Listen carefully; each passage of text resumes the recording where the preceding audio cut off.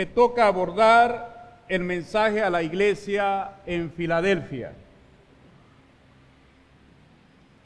Y antes de entrar en materia, tenemos que recordar algunas cosas de este libro. Alguien me preguntó si era difícil poder interpretar el libro de Apocalipsis. Yo le dije que no era difícil. Si podía entender los 65 libros de la Biblia restante, no tiene ningún problema entrar allí. Lo va a entender todo. La cosa es que no tenemos que tenerle temor a este libro. Es un libro que habla de visiones, de figuras apocalípticas, terribles, ¿no? Pero creo que en sí el mensaje de Apocalipsis se centra para la iglesia a través del tiempo, mis hermanos, en un mensaje de esperanza para nosotros. Apocalipsis fue escrito para darnos esperanza. ¿Cuántos dicen amén? Esperanza a través de todos los tiempos.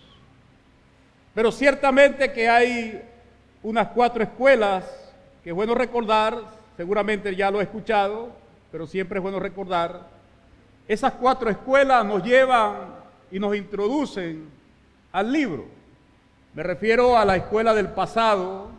Algunos piensan que ya lo que está escrito allí ya ocurrió, ya no es para nosotros. Otros asumen la escuela de la historia, es decir, esto va ocurriendo en la medida que se van desarrollando los acontecimientos. La otra es la escuela del futuro, que asume que las cosas que están escritas aquí en Apocalipsis todavía están por suceder. Y sin embargo podemos tomar esas 4 escuelas y hacer una especie de híbrido y asumir una posición ecléctica, combinarla para entender que algunas cosas se han cumplido, otras están en desarrollo y otras están por suceder. Y aún asumen la escuela que algunos llaman la escuela simbólica, que es la lucha entre el bien y el mal que se desarrolla allí en Apocalipsis. Bueno, ciertamente que eso también es meritorio. Ahora, si usted ha visto este libro, lo ha leído, las únicas iglesias a las cuales el Señor no reprocha cosa alguna son las iglesias de Esmirna y Filadelfia. Yo no sé por qué se asocia la iglesia de Filadelfia por el nombre Amor Fraternal. Ciertamente es una iglesia fiel, pero tiene que ver más con la fidelidad mostrada de la iglesia. Por eso el título de este mensaje es Una iglesia consistentemente fiel. ¿Cuál es el título? Una iglesia consistentemente fiel. ¿Por qué consistentemente fiel? Porque algunas veces nosotros podemos ser fieles por un tiempo y luego dejamos de ser fieles. Pero la iglesia en Filadelfia, mis amados hermanos y mis amigos, nos muestra la palabra de Dios que esta fue una iglesia consistentemente fiel en el tiempo. Lo que me propongo esta mañana con ustedes es leer progresivamente ese pasaje que está en Apocalipsis capítulo 3, versículos 7 al 13, donde está el mensaje a la iglesia en Filadelfia. Lo vamos a leer de manera progresiva, vamos a hacer un escaneo de cada uno de los versículos. La idea no es abordar en detalle cada expresión o frase que está allí. La idea es tener una panorámica, texto por texto, de lo que Dios nos muestra. Amén. Así que iniciando la lectura en el capítulo 3 de Apocalipsis, capítulo 7, versículo 7, El autor, en este caso Juan, el autor humano, está recibiendo un mensaje celestial. Y este es el mensaje. Escribe al ángel de la iglesia en Filadelfia. Esto dice el santo, el verdadero, el que tiene la llave de David, el que abre y ninguno cierra, y cierra y ninguno abre. Jesús se presenta aquí como el Dios santo, verdadero y de todo poder y autoridad. Es el Dios que abre y nadie puede cerrar. Es el Dios que cierra y nadie puede abrir. La descripción que el Señor toma aquí, es una introducción muy apropiada de la carta a los creyentes en Filadelfia, porque el Señor contaba con ellos para que ellos apreciaran el valor de la santidad tanto como la verdad. Se dice que la iglesia es llamada a ser santa, y se dice también que la iglesia es columna y baluarte de la verdad del evangelio. Eso no se puede diluir en el tiempo. Ninguna iglesia puede diluir el mensaje del evangelio que predicamos. Y este es el mensaje. Cristo Jesús vino a este mundo en forma de hombre, vivió entre nosotros, murió por nuestros pecados en una cruz derramando su sangre, y al tercer día se levantó con poder de entre los muertos. Y si crees este mensaje, serás salvo. Mis amigos que están entre nosotros, este es el mensaje hoy para ti. Hoy es el día de salvación para ti. Y si crees este mensaje, saldrás por esa puerta con la fe y esperanza que has creído en Cristo como el Señor y Salvador de tu vida. Así que el Señor se nos presenta allí con esos adjetivos. Yo soy el santo y soy el verdadero. En el Nuevo Testamento, solo 2 veces se encuentran combinados estas palabras, estos adjetivos, santo y verdadero. Escuche, en una sola ocasión se aplica a Jesús, y es aquí en Apocalipsis donde se aplica esa expresión, y también más adelante en el capítulo 6 de este libro, verso 10, se aplica en relación a Dios el Padre. Jesús es el verdadero en el sentido contrapuesto de Satanás, que es el impostor, que es el engañador, que vino a hurtar, a matar y a destruir, pero Cristo vino a darnos vida. Amén. El Señor Jesús nunca viola su palabra. El Señor Jesús nunca ha violado su palabra y ha cumplido y cumplió todas y cada una de las especificaciones de la ley de Moisés. Por eso, aquí viene esto.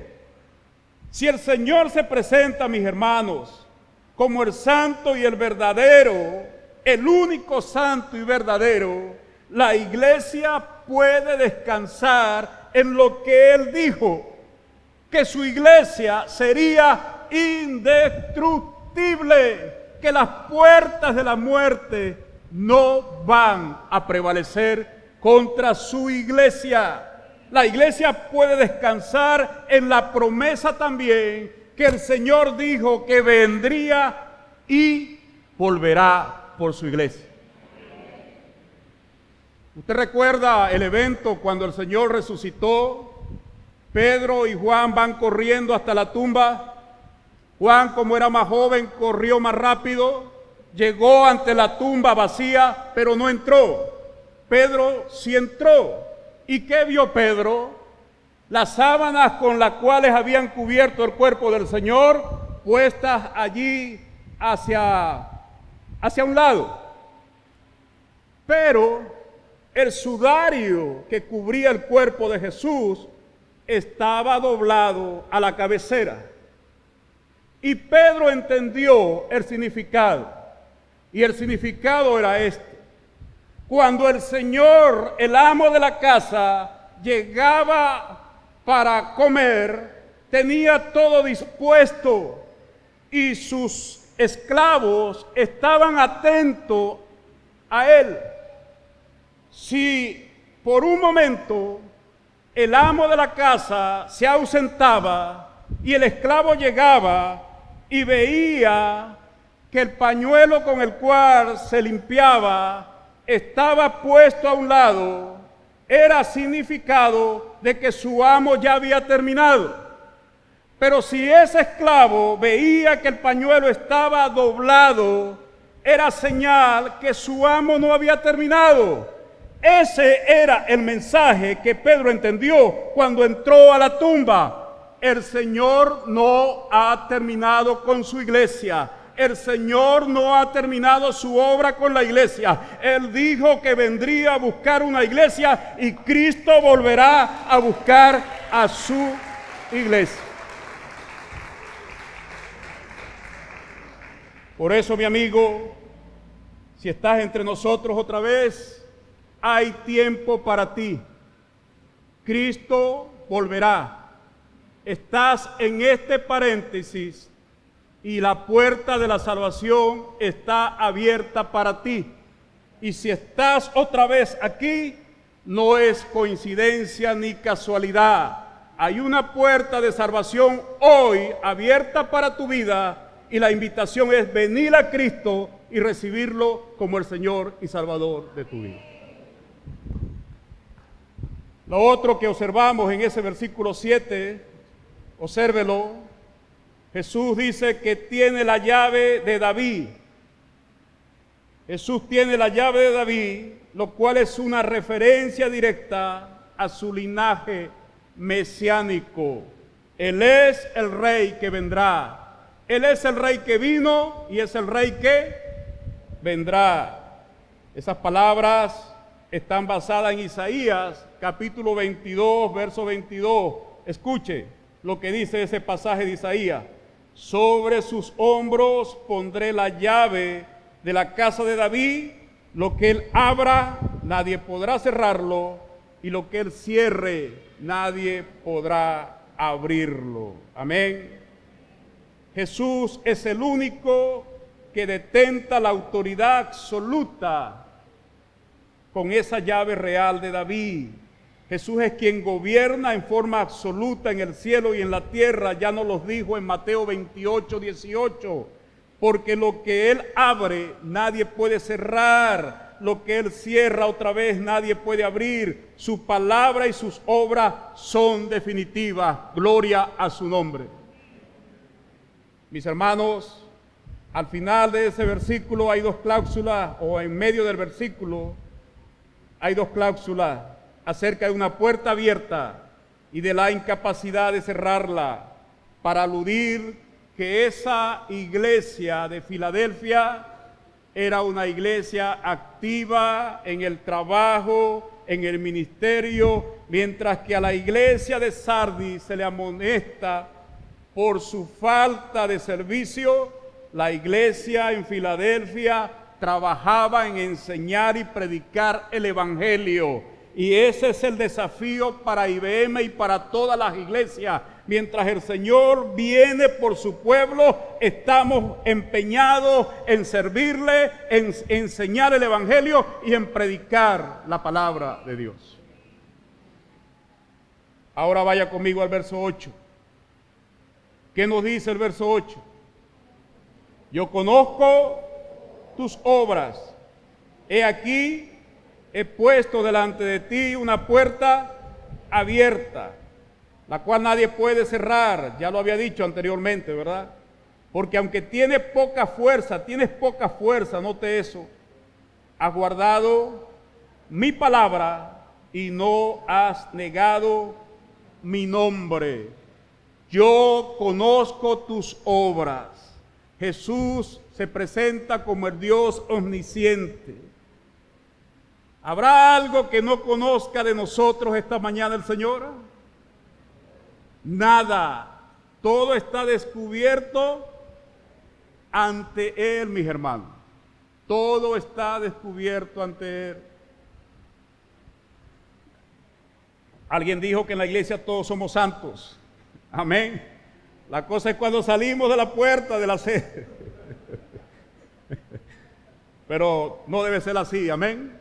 Porque estamos ante el Dios omnisciente, el Señor Jesús, que conoce todas las cosas.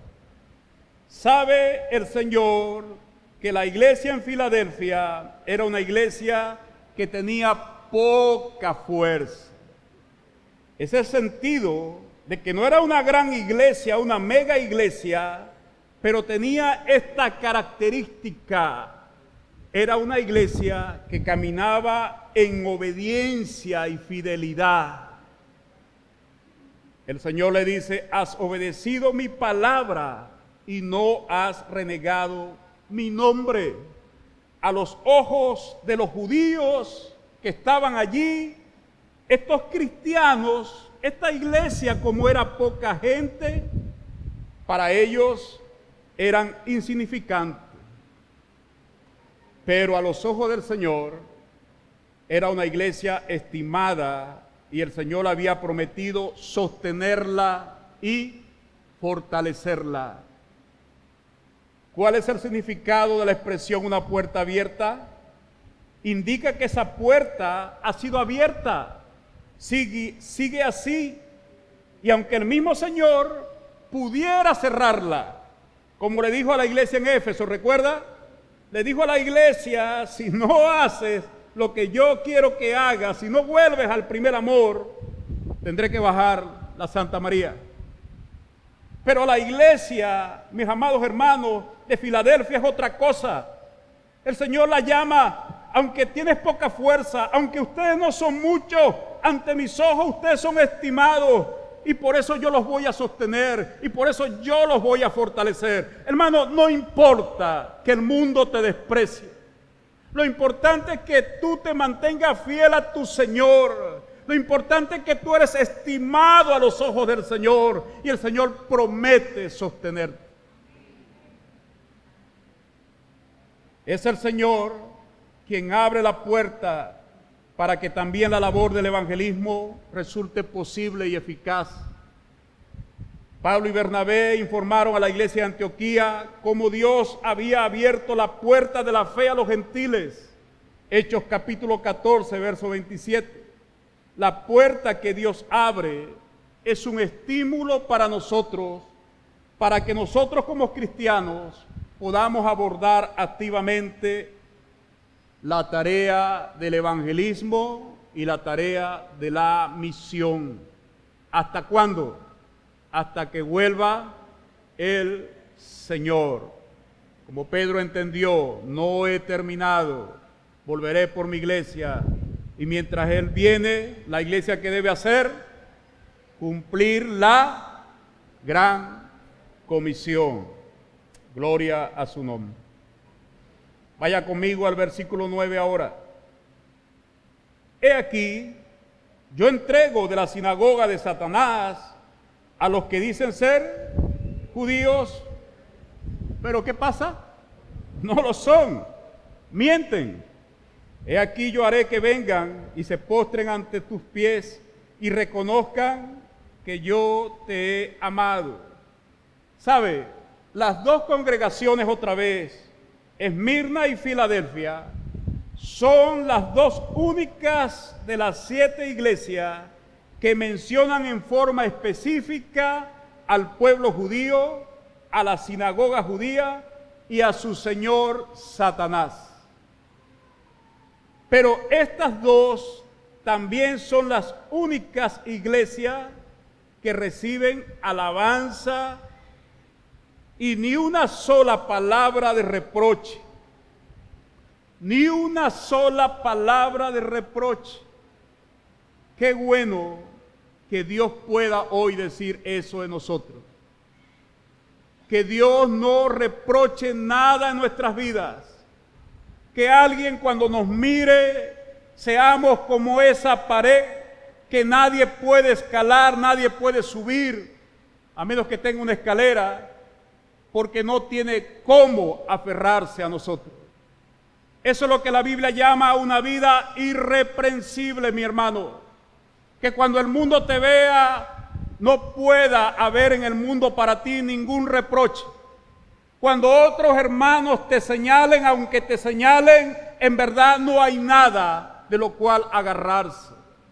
Porque ante los ojos del Señor, el Señor te conoce y sabe cómo andas en el temor del Señor. ¿Cuántos dicen amén a eso?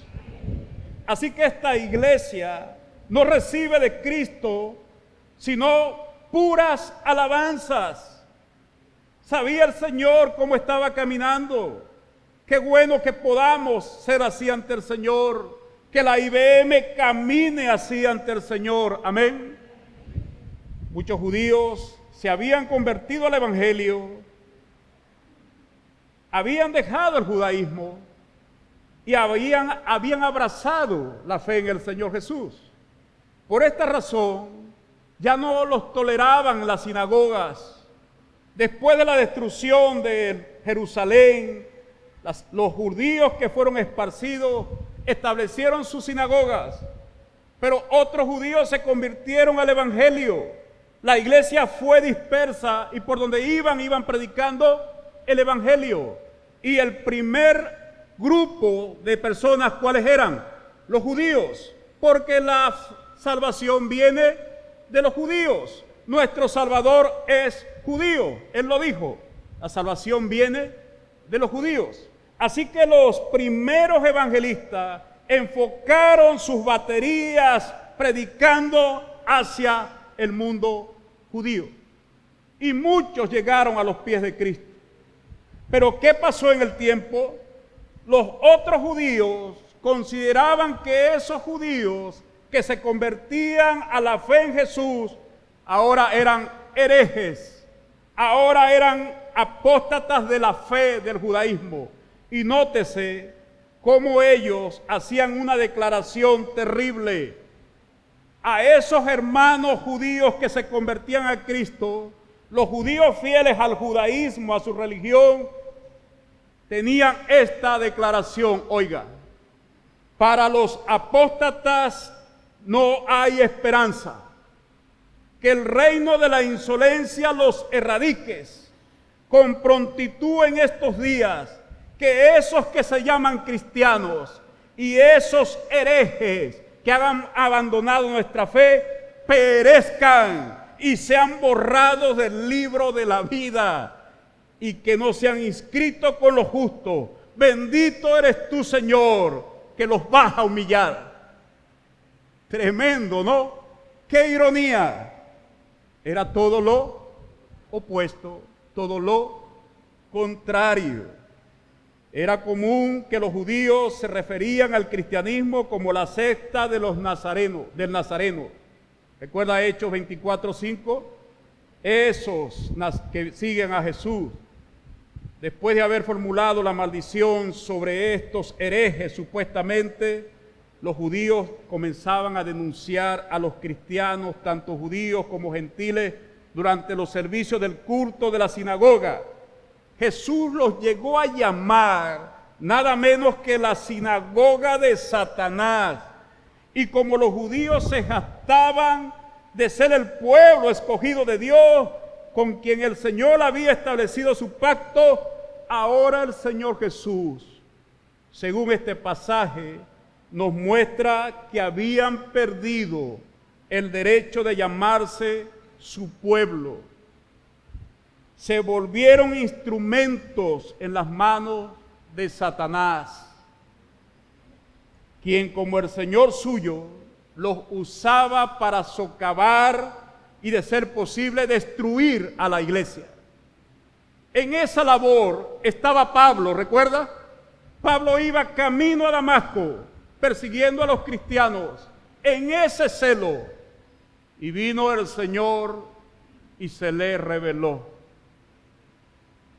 Saulo, Saulo, duro te da coces contra el aguijón. Hermano, hoy es el día de salvación para nosotros. para los amigos, para tu familia. Ayudemos en oración para que eso sea posible. Amén. Estos judíos no solo repudiaban al Señor Jesús, sino a todos sus seguidores, y con ello en forma indirecta reconocían a Satanás como su Señor. Por tanto, el Señor los describe como mentirosos allí en ese versículo, porque ya no podían seguir pretendiendo que eran el pueblo de Dios. Mira, dice el Señor, haré que vengan y se postren a tus pies y reconozcan que yo te he amado. En lugar de que los judíos reciban honra, ahora el Señor estaba diciendo, Él predice que serían los judíos que vendrían ¿a qué? A honrar a los cristianos, a los fieles seguidores del Señor, y reconocer que verdaderamente el Señor amaba a su pueblo. Aquí viene esto. Sugiere que las promesas de Dios a Israel ahora han pasado a los seguidores de Jesús. Sin duda que no todos los judíos han perdido su derecho al amor de Dios. Todos los que se arrepienten y se vuelvan a Él siguen experimentando su favor divino. Porque son el pueblo del pacto de Dios redimido por Cristo. El Evangelio, ¿recuerda de dónde salió? ¿Recuerda de dónde salió el Evangelio? De Jerusalén. Y el Señor dijo, y será predicado este Evangelio para testimonio en todo el mundo. Y después, se acabó esta cosa. Oye, hermano, como dije, unos días predicando, no estaba pensando en el micrófono apagado. Decía que el Evangelio salió de Jerusalén. Hechos capítulo 1, verso 8, el Señor dijo, y me seréis testigo en Jerusalén, Judea, Samaria y hasta lo último de la tierra.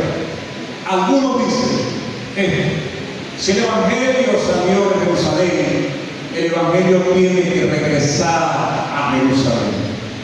Y cuando eso suceda, habrá un gran avivamiento, un despertar dentro del pueblo judío, y muchos vendrán a los pies de Cristo. Eso para mí tiene sentido, porque la salvación es de los judíos y Dios no nos va a dejar por fuera. Amén. Por el tropiezo de ellos, debemos dar gracias a Dios que la salvación ha llegado a nosotros. Los judíos esperaban un Mesías. Quiero que compartieron con ustedes algo de eso. ¿Cuál era la visión del Mesías que ellos tenían en su cabeza? Un rey con su corona, con su esplendor, en un corcel, un buen caballo de guerra, con un ejército atrás, entrando ese día a Jerusalén para liberarlos de la esclavitud, del yugo del Imperio Romano. Llegó ese día, el rey vino, claro que sí, a lo suyo vino y lo suyo no despreciaron. Pero el problema era la teología del pueblo judío, de los fariseos, de los líderes religiosos. En su cabeza no entendía lo que decía la profecía de Isaías 53. No sé si han leído ese pasaje, pero ese pasaje habla del siervo sufriente. Y para los judíos, su Mesías no podía ser un siervo sufriente, porque era ilógico que un rey que viniera a salvar pudiera ser un siervo sufriente. Así que los líderes religiosos, los teólogos judíos, resolvieron el problema sobre Isaías 53 diciendo, esto que habla del siervo sufriente no tiene Mesías es un rey triunfante. Así que resolvamos el problema diciendo: el siervo sufriente que habla Isaías 53 se refiere a Israel, el siervo de Dios. Ese día el Señor vino, el rey vino, y los niños y los jóvenes decían que: ¡Hosana! ¡Hosana! Al que viene en el nombre del Señor. Bendito al que viene en el nombre del Señor. Pero ¿qué veían los líderes religiosos? Un hombre humilde sentado sobre un burrito. Ese es el tipo de rey que esperamos según los judíos. No es el tipo de rey que queremos. ¿Cómo va a ser este rey? Lo que no entendían tampoco es que cuando un rey se acercaba a una ciudad, este rey tenía dos opciones para conquistarla. Él podía entrar como un guerrero, sitiar la ciudad y destruirla, y así entrar sin problemas. Pero cuando este rey, mis hermanos, mis amigos, quería mostrar benevolencia, misericordia a cualquier ciudad, él decía: no quiero destruir esta ciudad, quiero que ellos entiendan que vine en paz, aunque quiero conquistarles, quiero ofrecerles un trato de paz. Y el rey se despojaba de su manto real, de su corona, y se montaba en un burrito, porque el burrito también representaba una silla real, solo que el caballo, el corcel, representaba el triunfo, pero el burrito para un rey representaba la paz. ¿Está entendiendo este punto? Isaías nos dice que Jesús es el príncipe de paz.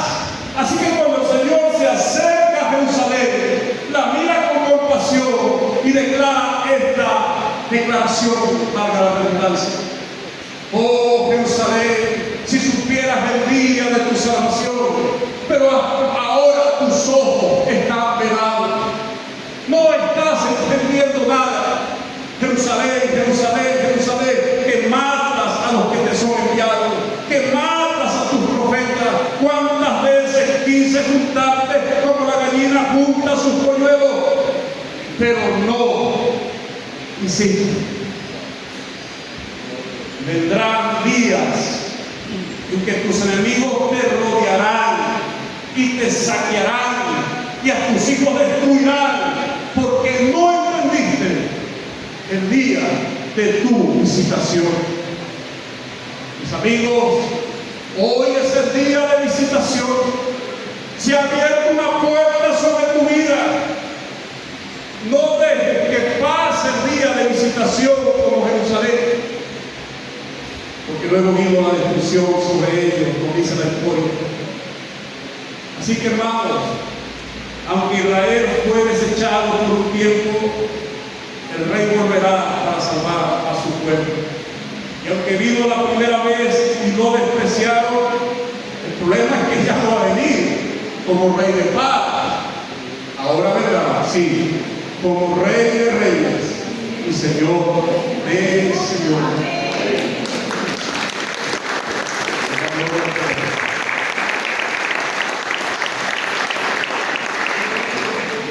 Y vendrá y se sentará a juzgar a los vivos y a los muertos. Y ya no habrá puerta abierta. La puerta se cerrará. La puerta hoy está abierta. Amén. Vaya conmigo al verso 10, por favor.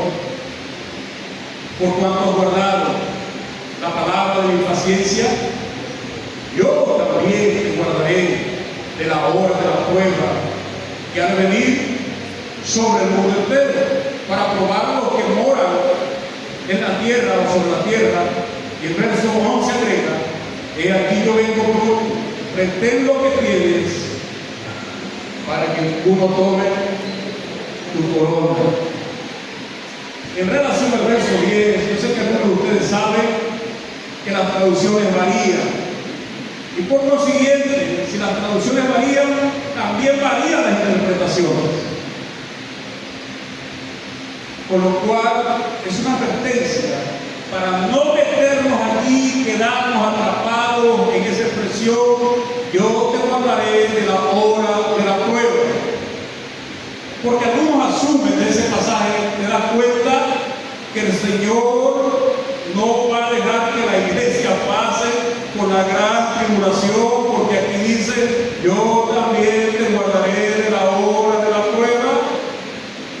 No tenemos que ser muy dogmáticos con eso, tenga cuidado.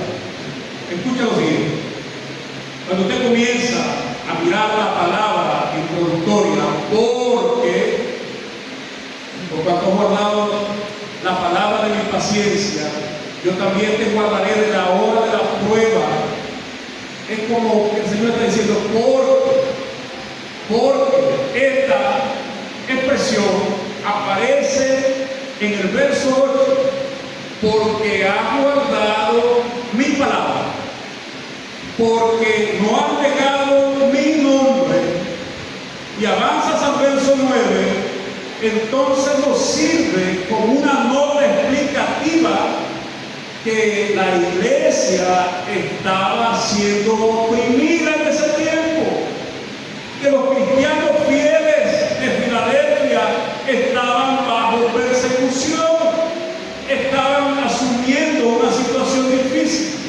Por eso tenemos que tener mucho cuidado cuando vamos a esa expresión: yo te guardaré de, yo te guardaré de. Porque algunos pueden asumir, esta preposición de es preservación, o es que el Señor nos va a sacar del mundo, nos va a llevar de.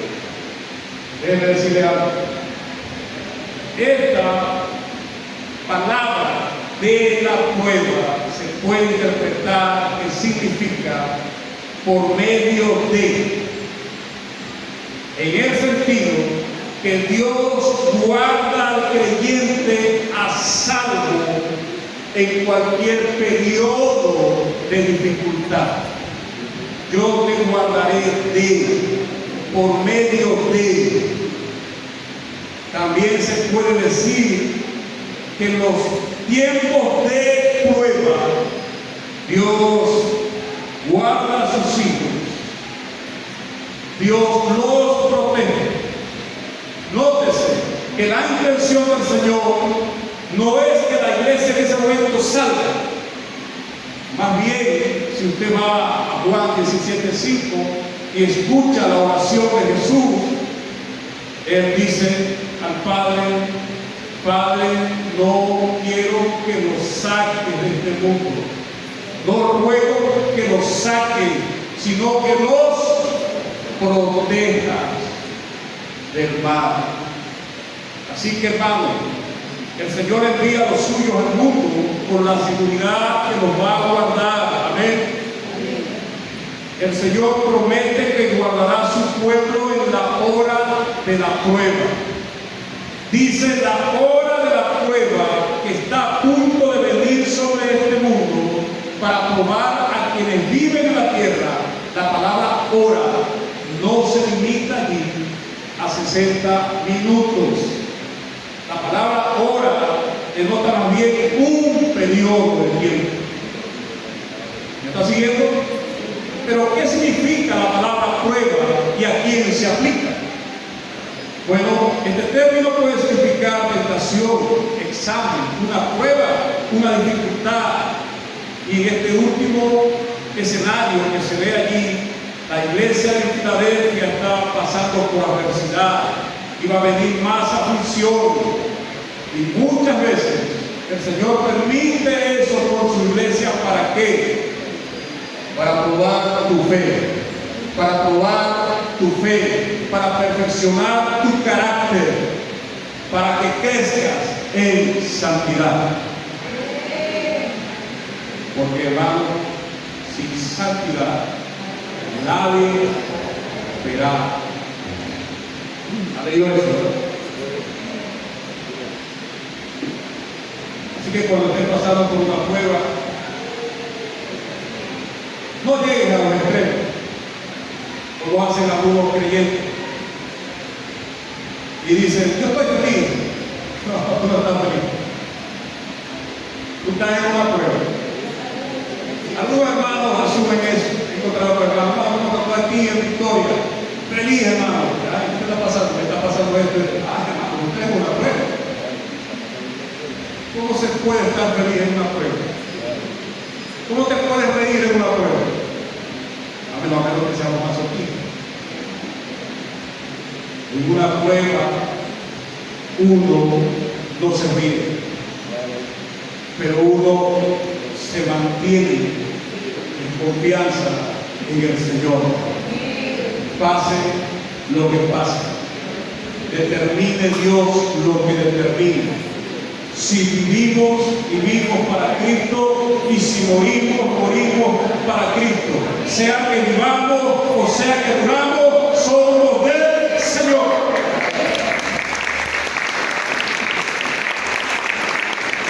Y esa es la confianza en los tiempos de dificultades cada cristiano tiene que tener. Amén. Así que el Señor nos somete a prueba. Permite incluso que Satanás nos tiente. ¿Recuerda a Pedro? ¿Recuerda a Pedro? Señor, este pecho que tú ves aquí está para protegerte. Venga lo que venga, cuenta conmigo. ¿Y en la noche qué pasó? Pedro,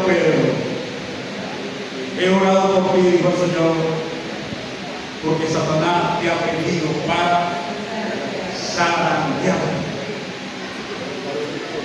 Tremendo.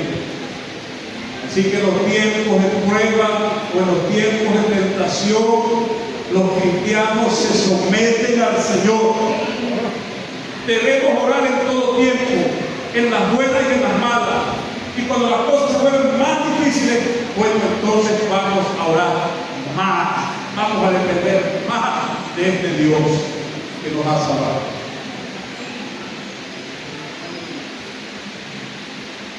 Vengo pronto, dijo el Señor, vengo pronto. Así que, hermano, durante su permanencia en esta tierra, la iglesia es vencedora. No se limita a un evento concreto, sino que ofrece un cuadro sintético de toda la gama de pruebas. Tiene que ver no solo con Filadelfia, tiene que ver en forma general con todas las pruebas que anteceden al retorno de Cristo. Además abarca toda la tierra, de modo que toda la iglesia, en un momento u otro, antes del retorno del Señor Jesús, la iglesia pasará por pruebas y dificultades. Vengo pronto, aférrate a lo que tienes, de modo que nadie tome tu corona, lo dice el Señor allí. En Apocalipsis lo significativo no es el tiempo cronológico, sino su principio. Siglos van, siglos vienen, siglos van y siglos vienen, y la iglesia sigue orando, Maranata, ven Señor Jesús. Cuando venga, solo Dios lo sabe. Mientras tanto, la iglesia está levantada, puesta en pie, y hace el trabajo de Dios. Amén. Al que venciere yo lo haré columna en el templo de mi Dios, y nunca más saldrá de allí. Eso estaba ahora avanzando allí. En el nombre de mi Dios y el nombre de la ciudad de mi Dios, la nueva Jerusalén, la cual desciende del cielo, de mi Dios y mi nombre nuevo. Bueno, sencillamente esas son expresiones de lenguaje, la cual no voy a entrar allí a explicar, porque sencillamente son expresiones figuradas de lenguaje. Jesús le promete un nombre a sus vencedores, a la iglesia, el nombre de Dios, la ciudad celestial y el nombre nuevo del Señor Jesús. Por tanto, el término columna allí es simbólico. De la misma forma que el Señor habla de Jacobo, de Pedro y de Juan como columnas de la iglesia. Eso lo entendemos, ¿verdad? El texto también nos habla de una nueva Jerusalén que va a descender del cielo. Nosotros cantamos, caminaré por calle de oro y mar de cristal. Sí, es un cántico muy bonito. Yo no sé si algunos piensan llevarse un piquito, una pala para sacar un poco de oro. Pero lo que quiero decir, mis hermanos, que esos son lenguajes figurados. Amén. Y En realidad, esa expresión, la Nueva Jerusalén, lo que en realidad esto significa es que los santos se les honra dentro del templo celestial, que de hecho no es otra cosa que la presencia misma de su Dios, que los pastoreará día y noche, y ya no habrá llanto, no habrá lágrimas, no habrá dolor, no habrá tristeza. Nunca más saldrán de allí, se refiere el Señor. Jesús promete que pondrá el nombre de Dios en el cristiano. Estos dos pasajes, más Juan elabora su pensamiento diciendo que los nombres del Cordero y del Padre están escritos en la frente de nosotros. No es que es algo visible, no es que es algo así, literal, sino que nosotros somos el Señor. Conocen el Señor a los suyos. Y note que hay una antítesis, un contraste allí. Los santos reciben los nombres de Dios y del Cordero, mientras que los incrédulos ostentan el nombre de Satanás, según el capítulo 13. Los creyentes de la ciudad de Antioquía fueron los primeros en recibir el nombre de cristiano, es decir, seguidores de Cristo. Para el mundo se trataba de un nombre burlón, estos que trastornan el mundo. Pero al entrar en la Nueva Jerusalén, el cristiano recibe el nuevo nombre de Cristo. No se nos dice cuál es ese nombre, pero podemos decir que forma parte de la finalización de la obra redentora de Cristo. Y este nuevo nombre ya no será objeto de burla, sino que será honrado, porque somos del Señor y para el Señor. Finalmente, mi hermano, un desafío final, versículo 13 aquí. Interesante. ¿Ha notado que eso aparece en todas las cartas a las iglesias? El que tiene oído, oiga.